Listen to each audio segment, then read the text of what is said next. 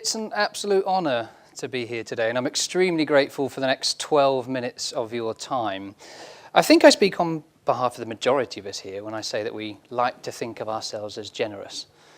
We'd all like to think that if someone asked us for a helping hand, we'd lend them one. If they needed our advice, opinion, or counsel, we'd be only too pleased to give it. But the reality is that when the charity collection tin says, "Please give generously," we can't help but feel just a little bit smug as we slip our loose change into the slot. One could even argue that even a solitary £1 coin doesn't really amount to being especially generous. But I've never seen any rules or guidelines on generosity. So just who defines what generous is socially? Well, in fact, we do. All the time we're justifying our generosity to ourselves and others. But are we as generous as we'd like to perceive ourselves to be? Now, undoubtedly, if you give a little, you get to keep a lot, and you're seen to be giving. In 2012 to 2013, estimated total donations to charity here in the UK were £10.4 billion. Now, that's an extraordinary amount of money. And that was almost £1 billion more than was donated the year before. However, it's still less than just 1 year previously. Now, of course, the economic climate and society's financial pressures have changed dramatically.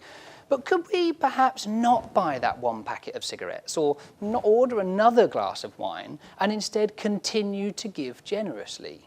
It's not about the amount we give, because if everyone gave a little, collective generosity would mean we'd all be a part of giving a lot. And surely it's better to give something than not at all. Now, before you start writing letters, generosity is, of course, relative. And for many, generosity has to start at home. But is our generosity measured by how much we put in a tin? You can't put time into a tin, and yet for some, time is all they have. And for others, time is all they can afford.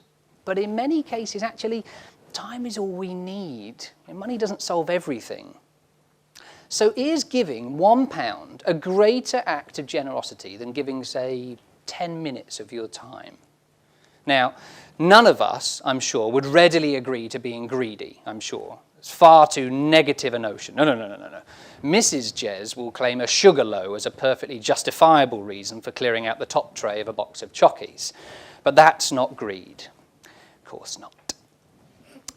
Whether you've got your eyes on the latest phone, a salary increase, or your chunk of an inheritance, why is it that we often find ourselves searching for something else? Better, bigger, faster. We are all greedy to an extent. And if you think you're not, well, you're wrong. You can't help it. It's hardwired into your brain to be greedy. But what use does greed have for us as a species? Evolutionists would argue it's what kept us alive and allowed us to evolve through stockpiling food while we were all running around in animal skin nappies. And that it helped drive our key survival behaviours. But does it have a justifiable use today? Both acts of generosity and greed trigger the chemical release of dopamine, the neurotransmitter associated with happiness and reward. You see, when something nice happens to us, when someone shows us generosity, a little squirt of dopamine leaks out into our brain and makes us feel good as a result. But it's used up very quickly, so that good feeling goes away and that leaves us wanting more. The effect of dopamine is so strong that it motivates you to seek out more ways to get your fix. Now, we don't consciously seek out dopamine specifically, of course. Instead, we go out of our way, intensely looking for things that will make us feel good, to trigger its release. We might buy another pair of shoes, for example. Has anyone here got more than 7 or 8 pairs of shoes? Put your hands up, be honest, put your hands up if you've got more than 10 pairs of shoes. Incredible. What are you, madam, a spider? I mean, wanting another glass of wine or to win the lottery, or indeed another pair of shoes, is not necessarily a harmless greed, because all of these behaviours are self-rewarding. So greed can quickly become as much an ingrained character trait as optimism or honesty. Some say that the lottery is a tax on the poor, an act of greed. while others argue that the cost of their lottery ticket goes towards helping those in need and to good causes, and therefore is an act of generosity. But when you play the lottery, what's at the forefront of your mind? Are you thinking of the big boat, paying off the mortgage, and other aspects of financial freedom? Or are you thinking about how the amount you paid for your ticket is going to help others? There are certainly plenty of warnings surrounding us as a result of greed. The global financial crisis, the banking bonuses expose, and those beyond irritating calls about missold PPI. Now, while I'm sure no one person intended to cripple the global financial community, prevent millions from obtaining a mortgage, and plunge countries into debt, this lesson we're all learning the hard way does highlight my point. It was Erich Fromm, the social psychologist, who said, "Greed is a bottomless pit, which exhausts the person in an endless effort to satisfy the need without ever reaching satisfaction." We find ourselves chasing material objects because of what we perceive the result to be when we have them, happiness and a sense of fulfillment. But we're never satisfied because the effect of dopamine, that happiness and fulfillment, doesn't last very long. We can achieve those feelings by being greedy in a much more socially acceptable way, though, by seeking dopamine in other things. But I don't want to spend any more time talking about greed. You see, for me, as a behaviourist, I'm most fascinated by, perhaps unsurprisingly, behaviour. Why we do the things we do and how we can change them for the better. The person who wants leather seats for their next car and the person who gives their money to charity are driven to make those choices for very much the same underlying reasons. It's not about the leather seats, and nor is it about the charity as much as they might believe. I'll prove it. If one of your fingers fell off every time you did something that was greedy, or a horrible wave of anxiety ripped through your stomach with every act of generosity, you wouldn't do those things again, would you? You wouldn't do them because they had negative consequences for you.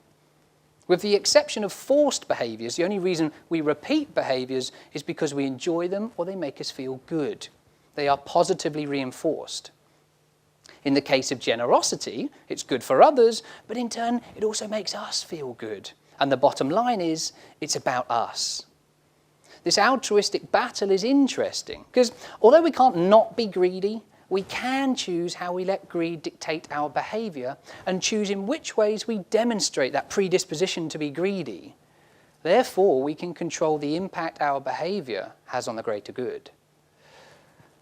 When we see something that's improved, more expensive or bigger than we've already got, why are so many people attracted to it? Why is the propensity to be greedy just so tempting? Is it because our brain associates it will bring with it a bigger fix of dopamine and all of its associated positive effects? Allow me to try something a little bit different. I'm going to time how quickly you can get this balloon around the whole room and back to me. All right? Are you ready? Go! Oh, there we go. That's it. Try not to hurt anybody. If you've glasses, they're firmly tucked behind your ears. That will help. And wigs, we're about to find out. Oh, there we go. Fantastic. Thank you very much. Not quite the whole room, but I'll let you off.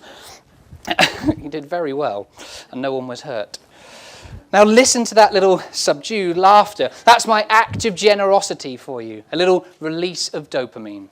That good feeling some of you all experienced is just what we generate for ourselves when we are greedy or when we are generous. Only when we are generous, it's not just us that feels the positive effects of our actions, but those on the receiving end too.